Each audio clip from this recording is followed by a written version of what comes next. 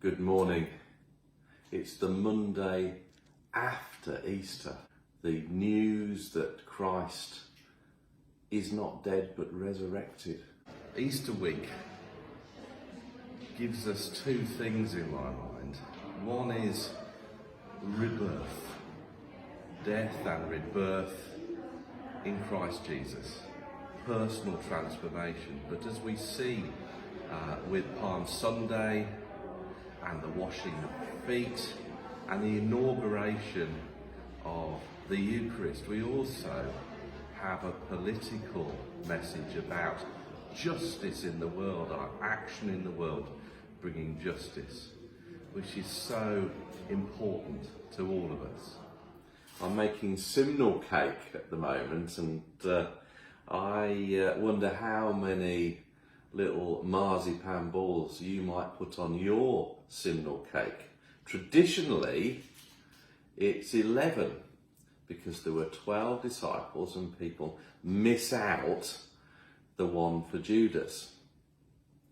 But in our reading yesterday, if we take the Gospel of Mark, we know that Christ calls for the disciples and his followers to meet him in Galilee.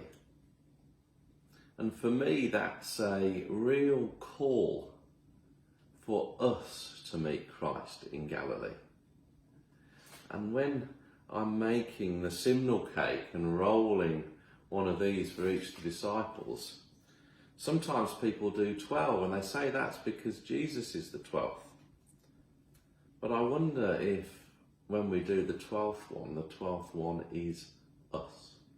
I wonder whether we can represent ourselves on the simnel cake in the same way, the giving ourselves over to Christ, giving ourselves over to the kingdom, giving ourselves over to carrying our own cross. And the big news today for me,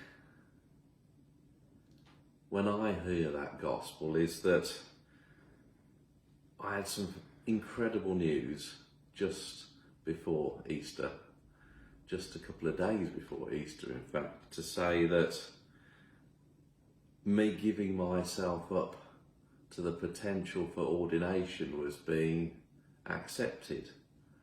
And I'm being told that I will now be able to train for ordination in the Church of England. It means I have to give up pretty much everything that I've got used to in my life in order to be able to deliver the Eucharist, in order to baptise, and it's something I felt called to for a long time. So this Easter, I'm putting 12 pieces of marzipan on my simnel cake, and one is actually for me this year. What will your 12th marzipan ball be for you? What will you be doing as we go into the next year? God bless and amen.